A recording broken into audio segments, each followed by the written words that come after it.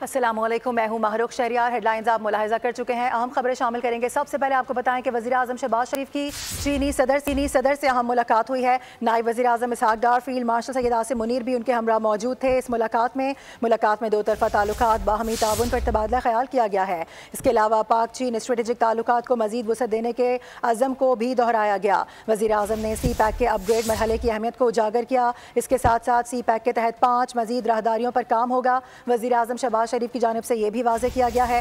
वज़ीर आज़म ने चीनी सदर के ग्लोबल इनिशिएटिव की मुकम्मल हिमायत कर दी है। अपडेट कर दें आपको, इस हवाले से अहम मुलाकातें हैं। वज़ीर आज़म शहबाज शरीफ की चीनी सदर के साथ मुलाकात तय थी, जो कि बाकायदा तौर पर अब मुकम्मल हो चुकी है। नायब वज़ीर आज़म इसहाक डार, फील्ड मार्शल सैयद आसिम मुनीर भी इस मुलाकात में मौजूद थे।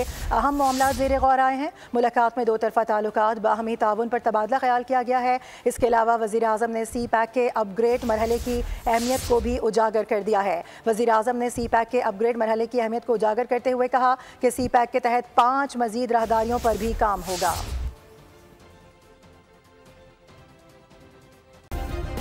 सब्सक्राइब करें और बेल दबाएं ताकि कोई खबर रह न जाए।